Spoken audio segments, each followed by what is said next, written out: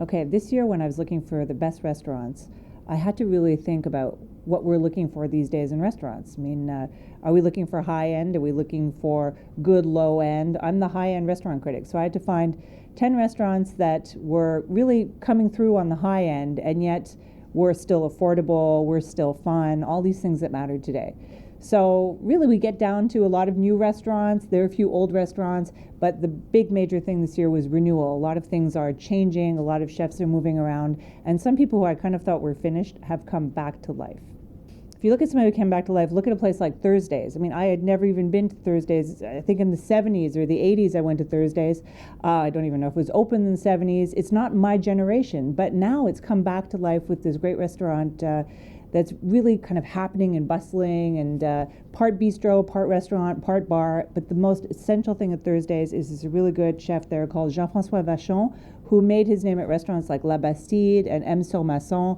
And he's great. And the food is just pure classic bistro French, and it's delicious.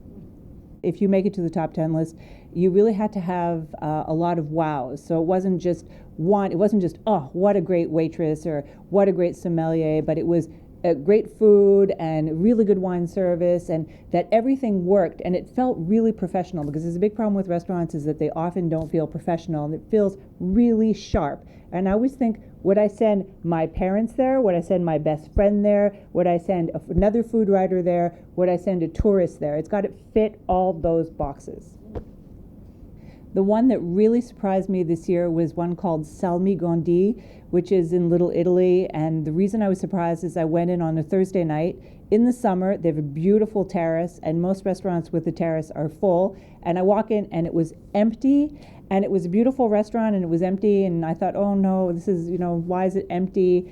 Maybe it's not good. And we sat down and we had an amazing, amazing meal, best halibut dish I've had in years.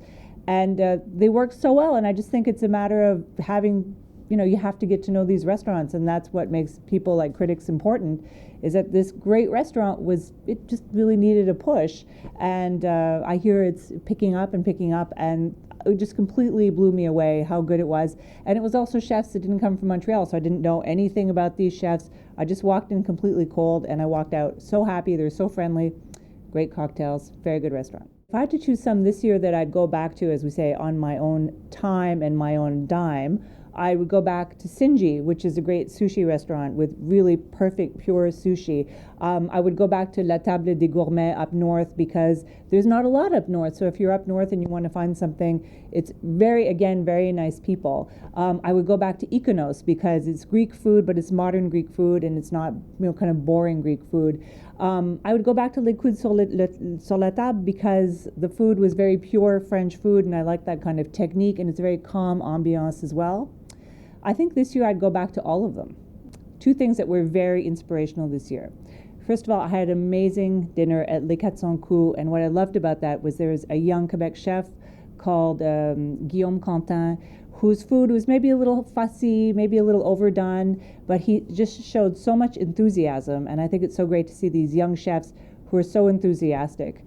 And I would say the second most interesting meal was a restaurant called Bouillon Bilk, which for me was my best experience this year, just because the quality was so high. So when we talk again about, are we New York, are we London, are we Paris, we're Montreal, but we're Montreal with great restaurants like Bouillon Bilk. And for the top 10 list, I really only look at the restaurants that I reviewed this year. But that's a restaurant that can compete worldwide. Just fantastic. We're lucky to have them in Montreal. And another thing I find really exciting when I'm talking about these young chefs who are doing wonderful things are restaurants like Laurence and this new restaurant called Manitoba, where there's this everybody talks about hipsters, but there's this great hipster vibe of they're so into everything. So when I'm in Manitoba, all the ingredients are organic and local. When you go to Laurence, everything is, Laurence, they told me what color the pig was of the pork chop I was eating. And I love this new generation of chefs who are so involved in their food. Whereas in the past, if I look to about 17 years ago, everybody was just buying things off the back of a truck. They didn't care. I love the way this new generation of chefs cares. Everybody cares so much. And you go to these restaurants and you feel that warmth. Not only do they care about you, but they care about what you're eating and what they're serving. So if there's maybe a word for 2014 restaurants, caring. I like that. Caring.